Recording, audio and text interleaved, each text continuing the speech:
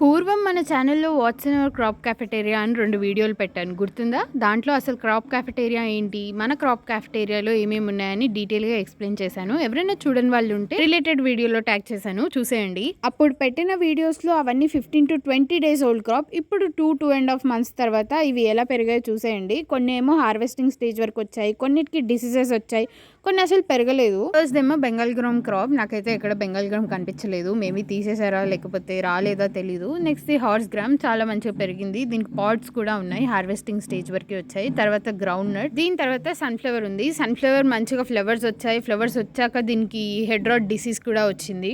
నాకు తెలిసినంత వరకు వీటికి ఎలాంటి మందులు కొట్టరు, నేచర్కి వదిలేస్తారు. జస్ట్ ఇరిగేషన్ ఇస్తారు టైం టు టైం, అంతే. నెక్స్ట్ వచ్చేసి క్యాస్టర్, జస్ట్ ఫ్లవరింగ్ స్టేజ్ లో ఉంది. ఫ్రూటింగ్ స్టేజ్ వరకు రాలేదు. అది వస్తే మాకు క్యాస్టర్ బోల్వర్మ్స్ అవన్నీ ఉంటాయి కదా, అవన్నీ మాకు చాలా హెల్ప్ అవుతాయి.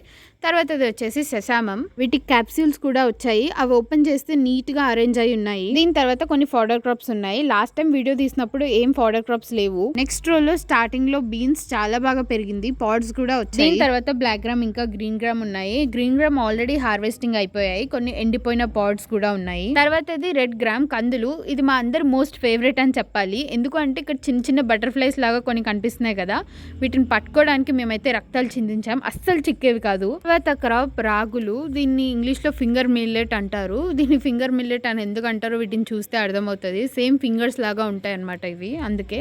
తర్వాత బాజ్రా. దీన్ని క్యాటెల్ మిల్లెట్ అంటారు. ఎందుకంటే ఇవి చూడ్డానికి పిల్లి తోకలాగా ఉంటాయంట. ఉన్నాయా? కమెంట్ చేయండి. తర్వాత ప్లాట్లో వచ్చేసి జోఆర్ జొన్నలు.